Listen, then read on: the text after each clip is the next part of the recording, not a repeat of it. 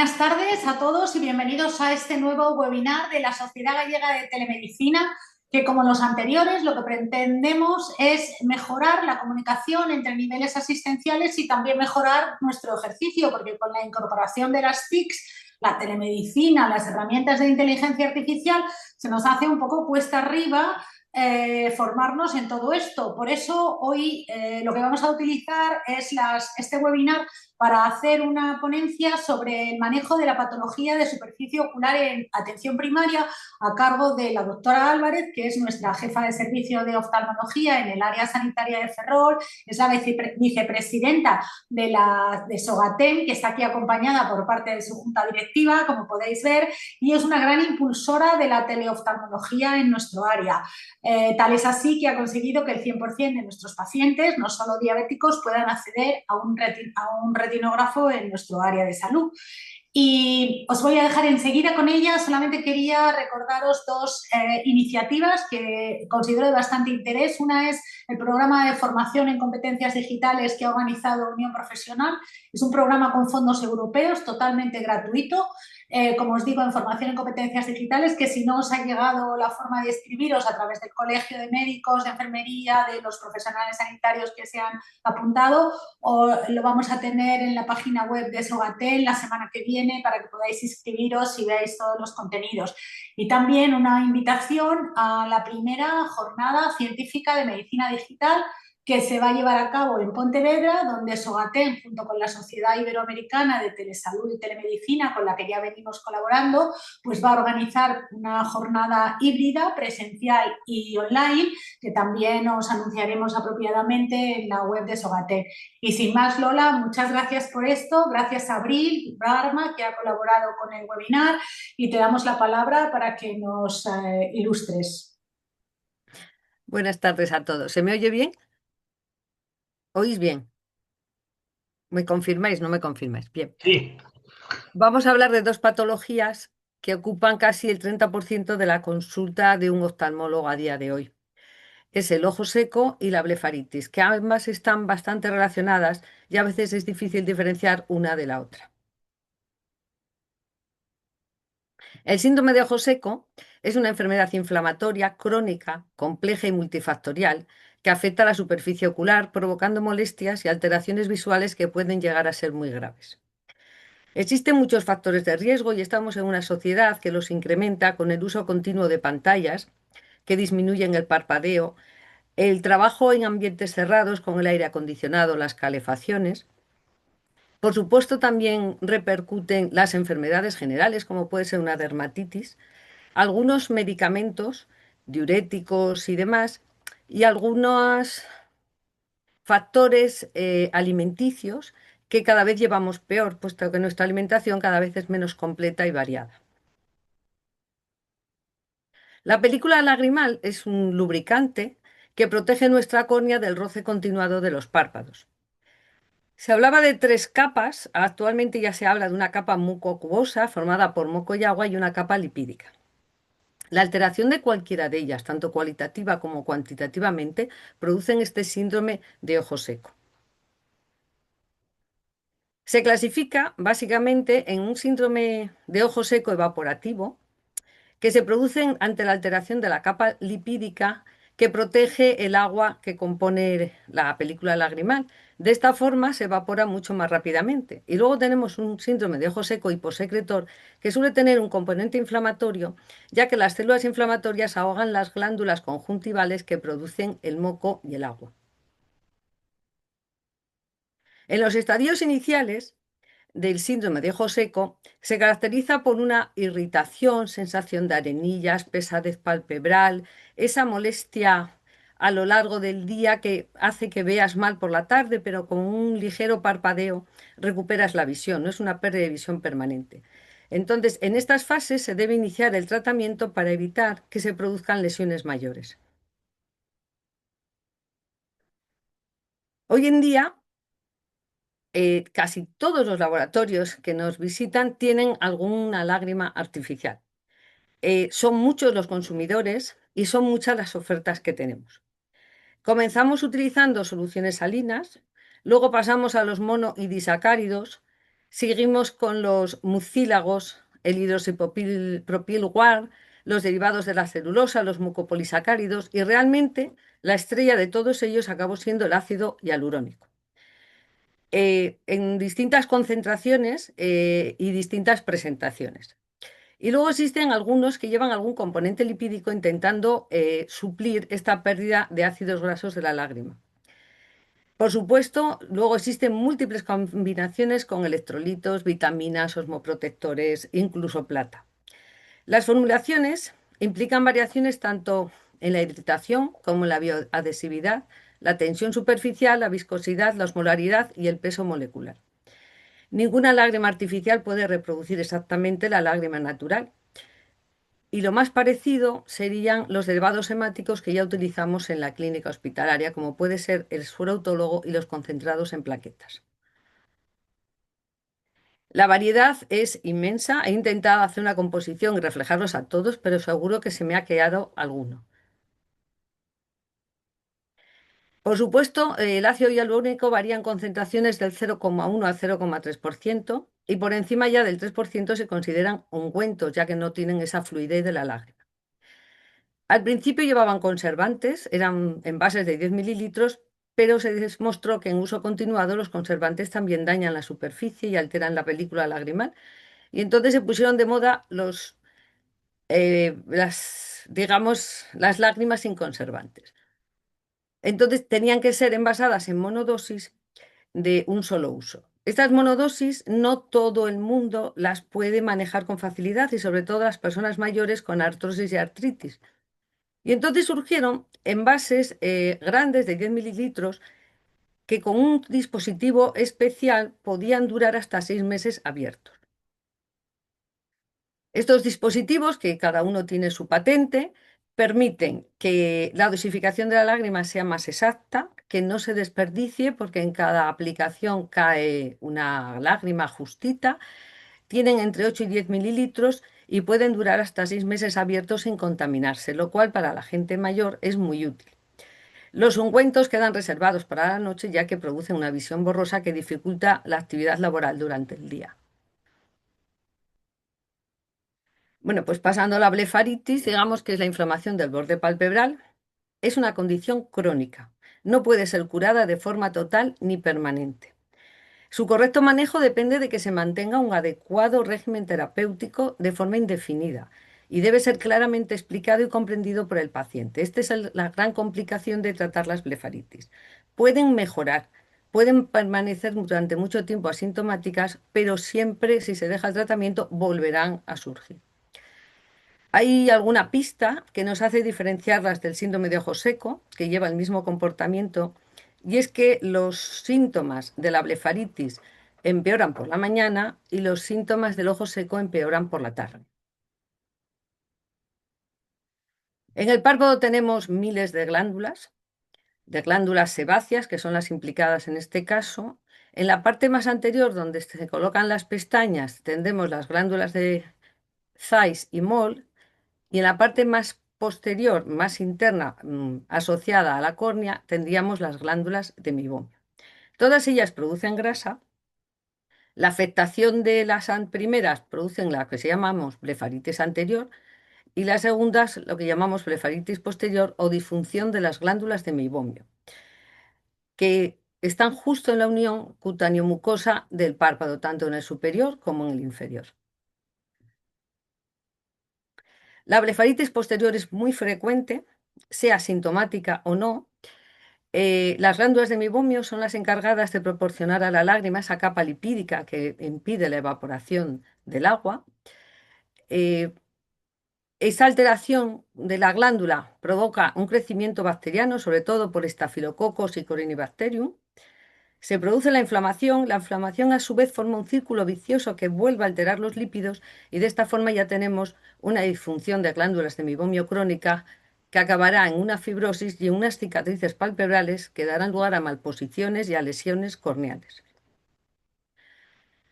Síntomas iniciales de esta lesión serían las telangiectasias en la unión mucocutánea del párpado, la secreción espumosa en el borde palpebral, que es muy frecuente, sobre todo en la parte externa, Los taponamientos de los orificios de las glándulas de mibomio que se ven ahí inflamados, el engrosamiento y la descamación del borde posterior y luego la malformación de las pestañas, la triquiasis y las lesiones del tipo chalacio.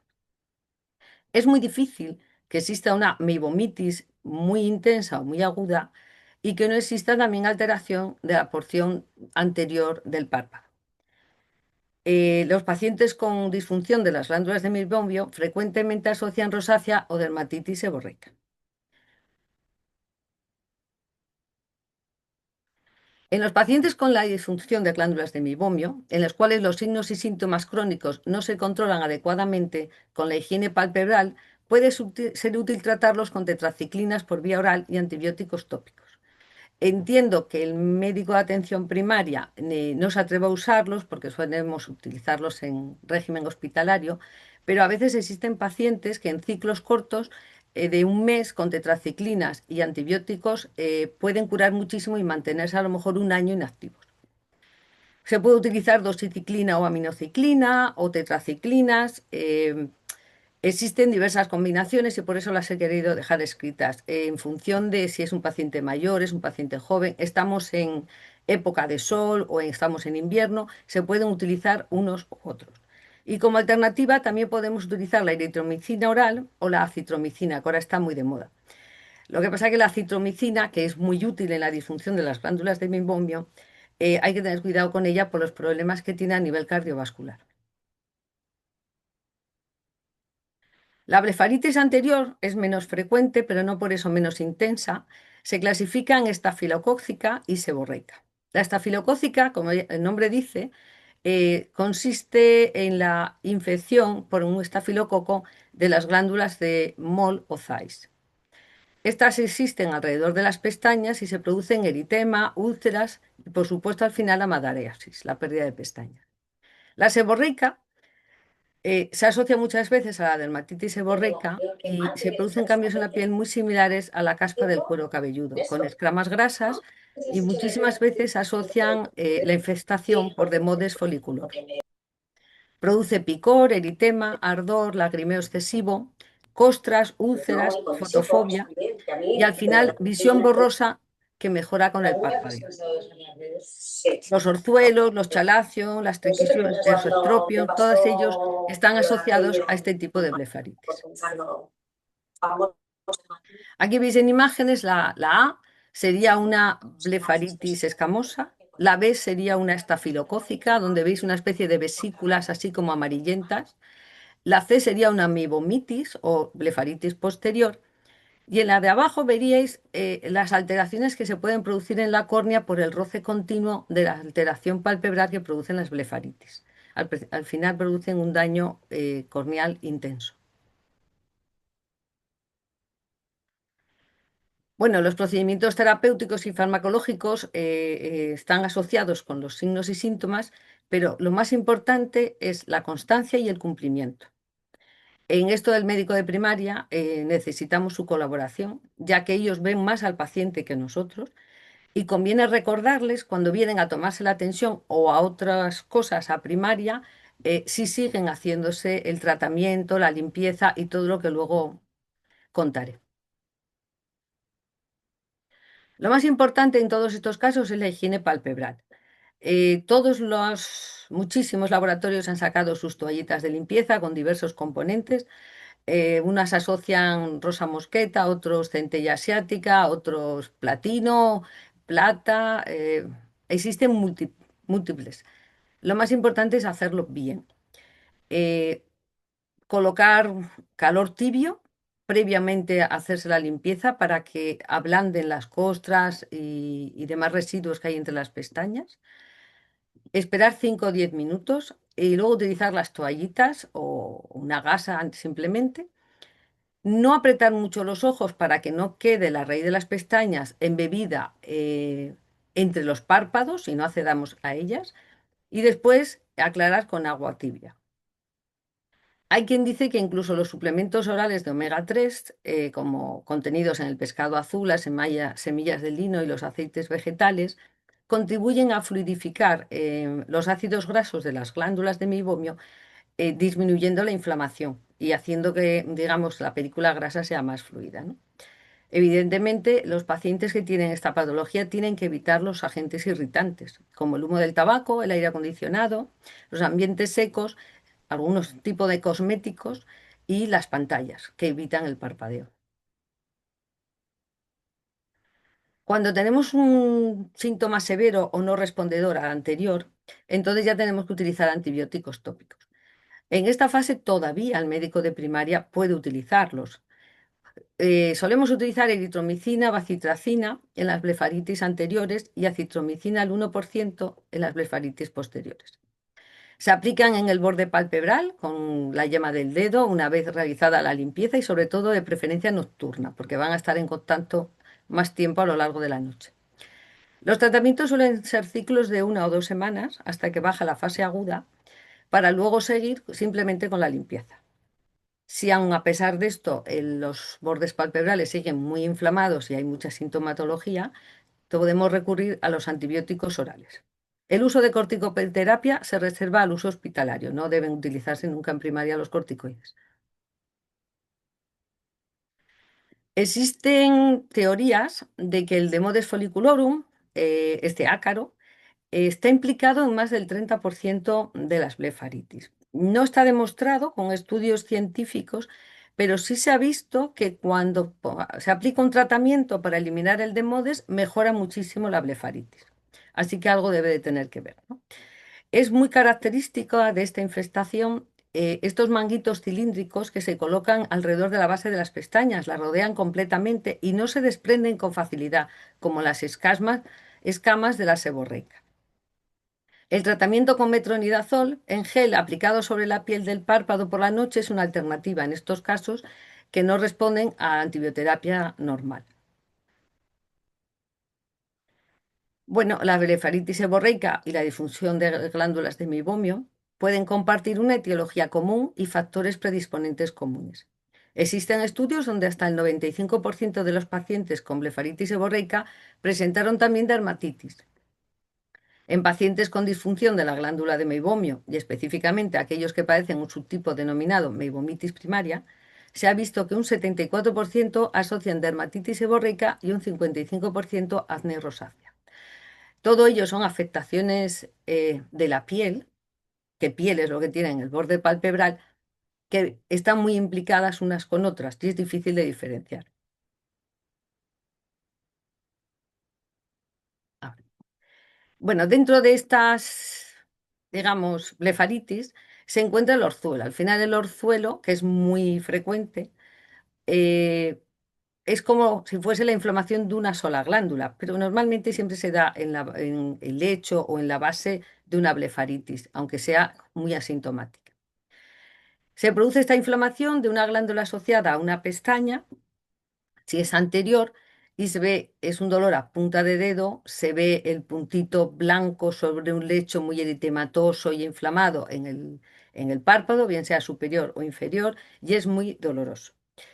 Se aplica calor húmedo local para ver si se fluidifica la grasa y se expulsa y pomada antibiótica local. Si el paciente está muy afectado, lo más eficaz son los antiinflamatorios orales durante 4 o 5 días porque le reduce la inflamación, que es lo que más dolor le causa. A nivel interno, se produciría la inflamación de una glándula de meibomio. Estas glándulas, como son intratarsales, son muy dolorosas y entonces no veríamos el punto en el borde palpebral, sino que rompen hacia adentro. Tendríamos que dar vuelta al párpado para verlo y evolucionan por eso con mayor facilidad a chalación que las que son dependientes de las blefaritis anteriores. Los pacientes con historia de orzuelos frecuentes en la infancia presentan un alto riesgo de desarrollar una rosácea en la edad adulta. Bien, tras superar la fase aguda de inflamación e infección en un orzuelo, persiste un granuloma duro e indoloro, que es lo que llamamos chalacio. No siempre, pero hasta un 10% sí se producen los chalacios. El tratamiento médico, en ese momento que ya no hay inflamación ni infección, serían las infiltraciones con corticoide de POT intentando disminuir lo que es el granuloma, que al final es lo que es un chalación, es un granuloma cicatricial. Y si aún así no desaparece, pues nos quedaría el tratamiento quirúrgico de extirpación. Siempre que hagamos el tratamiento quirúrgico de un chalación, deberíamos enviar la muestra a anatomía patológica, porque el carcinoma de célula sebácea, que constituye menos del 1% de los tumores palpebrales, pero es muy agresivo, eh, puede presentarse suplantando a un chalación, parece talmente un chalación. Y abajo os puse unas fotografías para que vieseis que incluso no siempre tienen un crecimiento muy rápido y aunque siempre se dice que la pérdida de pestañas asociada al bulto podría ser indicativa del tumor, no siempre se pierden pestañas y abajo justamente escogí unos casos que las pestañas están íntegras. Hay tratamientos como la isotretinoína que se utiliza en el acné que pueden producir blefaritis muy intensas. Em, es normal, son muy agresivas con la piel y simplemente, aunque no le echemos hasta el borde de las pestañas, solo por proximidad ya producen una blefaritis importante. El estafilococo aureus suele colonizar la conjuntiva y se altera también la película lagrimal. Entonces, estos casos simplemente con la interrupción del tratamiento desaparecen los síntomas, no se transforman en crónicos. ¿Y cuándo deberíamos derivar una blefaritis al oftalmólogo? Pues cuando presenten pérdida de visión, esa pérdida de visión que es continua, no desaparece con el parpadeo. Cuando el dolor ya pasa a moderado o severo, una blefaritis molesta, tiene sensación de arenilla, es como si te raspase, pero no tiene dolor. El dolor ya significa que tienes queratitis y que está afectada la córnea. Un enrojecimiento severo o crónico que no cede con la medicación habitual. Por supuesto, la afectación orbitaria. Existen blefaritis, sobre todo superiores, que de blefaritis hacen orzuelos importantes, hacen una celulitis orbitaria preseptal y puede pasar a orbitaria. De preseptal puede pasar a orbitaria. Y entonces, en esos casos, si son en niños, es ingreso hospitalario, así que eso hay que vigilarlo. Y, por supuesto, la falta de respuesta al tratamiento. Tras intentar 2, 3 ciclos de antibiótico, estar seguros de que realiza la limpieza adecuada, el paciente sigue muy afectado, pues habrá que estudiar más causas. Entonces, es el momento de derivarlo al oftalmólogo. Y esto es todo. Muchas gracias.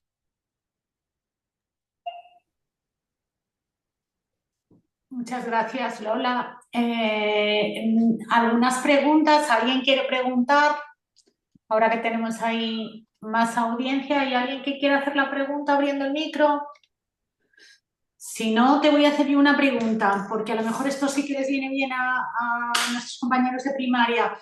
¿Síntomas y signos van asociados? Por ejemplo, hay gente que viene con muchos síntomas, ¿no? Me pica, me escuece, no paro, pero sin embargo muy pocos signos. Y al contrario, gente que vemos con los ojos muy inflamados o bueno, con un aspecto muy engorroso y sin embargo no se quejan.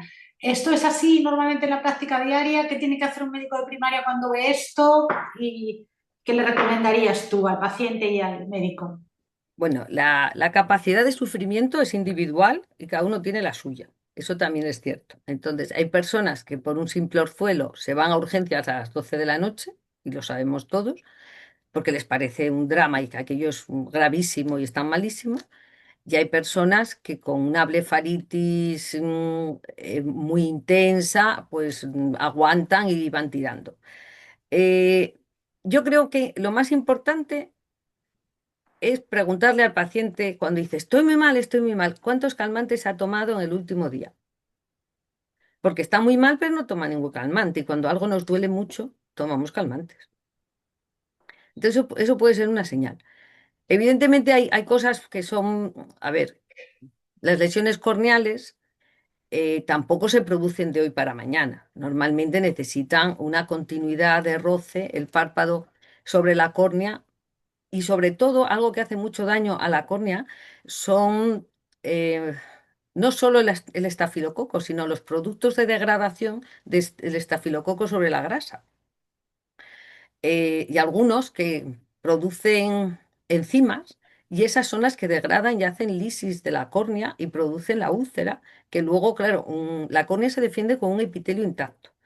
Si la córnea pierde ese epitelio intacto, entonces cualquier microorganismo puede penetrar a través de ella. Y ahí es cuando puede dar lugar al acceso corneal y producir complicaciones. Pero bien, si el epitelio permanece íntegro y por retrasarnos en el diagnóstico 3 o 4 días, nadie va a pasarle nada grave. O sea, no. Pero es muy difícil de calcular porque hay personas, ya te digo, que sufren mucho por nada y hay personas que bueno, llegan en condiciones que no te imaginas cómo pudo aguantar tanto para llegar a nosotros. Y, y también, ¿cómo aplicarías aquí la telemedicina? Porque ya tenemos muy conseguido en el área y en el resto del Sergas para el cribado de la retinopatía diabética, pero quizá menos para polo anterior, ¿no? Cuando vienen las teleconsultas de polo anterior, no vienen con imagen o tenemos mucha más dificultad para hacer un diagnóstico. ¿Cómo recomiendas tomar una foto para polo anterior o qué querrías que viniera escrito en una hoja de teleconsulta? Para esto sería perfecto la videoconferencia. O sea, realmente la imagen en directo del vídeo sería perfecto porque acercas el teléfono al ojo y lo ves, ¿no? O sea, eso sería fantástico. Pero eso aún en nuestra rama yo creo que está un poco tarde. Tú puedes hacer una foto con tu móvil y subirla a la historia clínica del paciente. Lo podemos hacer todos. Lo hemos hecho. De hecho, en quirófano a veces sacamos fotos con el móvil y la subimos a la historia clínica del paciente. O sea que podrías hacer eso y luego hacer la teleconsulta y decir foto asociada en tal sitio. Y lo veríamos. Vale.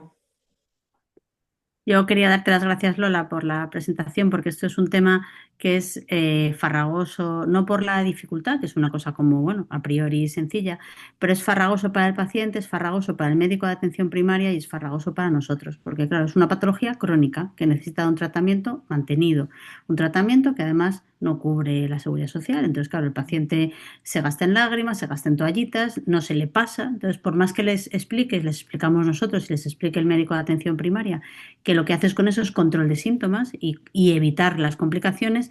Yo creo que a veces el paciente tiene la expectativa de que le vamos a dar un tratamiento que lo va a curar y esto no se cura. Lo que haces es paliar un poquito las molestias y las complicaciones. Con lo cual, pues ese mensaje de cara a los médicos de atención primaria para que a veces también yo creo que se ven agobiados por el paciente que les insiste, me manda me manda al oftalmólogo porque así no puedo estar, que en realidad nosotros cuando los vemos tampoco, salvo casos graves que entonces sí que hay que hacer otras cosas, no podemos hacer tampoco mucho más que la toallita, la lágrima y explicarle la naturaleza crónica del proceso. O sea que bueno, yo creo que está bien repasarlo para que tampoco pensamos que haya grandes milagros, más allá de insistir en el tratamiento. Es decir, no es un frasco de lágrimas, es lágrimas para siempre. Te has casado con ellas.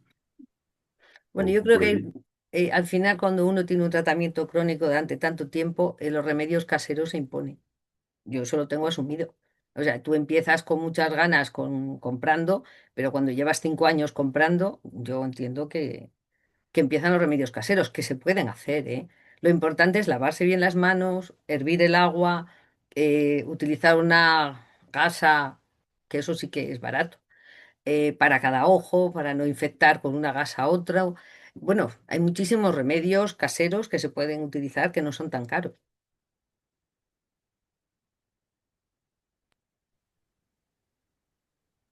Sí, la verdad es que el problema de adherencia es el mayor, pero afortunadamente, como has dicho, pues todos recordamos, ahora ha mejorado el tratamiento de las patologías reumáticas, ¿verdad? Y antes recordábamos casos dramáticos que no podíamos detener y que, claro, con las manos deformes y tal no se podían instilar las lágrimas, que además tenían que ser sin conservantes porque eran tratamientos crónicos. Pero bueno, yo creo que ahora ya hemos mejorado en ese sentido con los envases multidosis sin conservantes, que está muy bien. Y de hecho, lágrimas es, por ejemplo, lo que prescribimos después de las inyecciones intravítreas, que es otro factor para la blefaritis, el ojo seco y todo eso. Pues nada más, yo creo que ya está. Lola, muchas gracias. No sé si Mercedes o alguien más tiene otra pregunta, pero bueno, como siempre, que utilicemos la telemedicina para comunicarnos entre niveles, que el paciente sienta que está atendido, porque realmente todo esto pues, se puede comunicar o se puede intensificar, el tipo de lágrima, pomadas por la noche. Y nada más, muchas gracias.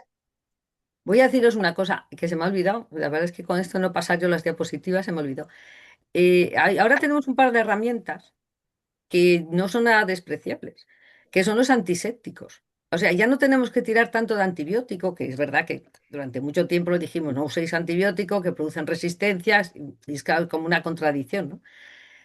Tenemos el betadine monodosis. Yo es que soy muy fan del betadine, igual que Nuria. Yo creo que el betadine lo arregla todo también. Pero es verdad que al salir el betadine en monodosis y a esa concentración, que es la misma que usamos nosotros en el preoperatorio de cataratas o cuando vamos a hacer las inyecciones intravítreas, en un momento de crisis aguda de una blefaritis de estas con el párpado tan enrojecido y tan mal, que ves que está claramente infectado, yo creo que un par de gotas de betadine ahí 5 minutos sería fantástico. Y luego tenemos algunos antisépticos ya comercializados que pueden servir de mantenimiento y alargar mucho el espacio interbrotes y sin tener que utilizar por supuesto corticoides y además antibióticos. A ser posible, los antibióticos con un ciclo al año sería más que suficiente. Estupendo. Claro, Pues eso es una forma de evitar las resistencias, que no es poca cosa en este tipo de patologías crónicas y de superficie. El intentar antiséptico en lugar de antibiótico es una estrategia salvo complicaciones. estupendo, pues iba a decir también que os animéis el resto de la gente, tanto de la junta directiva como los que queréis participar, a contarnos también la patología más frecuente, que no solamente es para atención primaria, pero pues con dermatología, que también tenemos en la junta directiva, con cardiología, con otras especialidades y también, Mercedes, pues que tú te has ocupado de moderar los otros webinares, proponernos temas que os interesen, ¿de acuerdo? Bueno, pues yo creo que nada más. ¿Alguna cosa más queréis antes de que cerremos? Sí, ¿no? ¿Habéis desaparecido todos del mapa? Vale, pues nada más. Muchas gracias y Venga. buena tarde de lo que queda. Gracias. Hasta luego. Chao.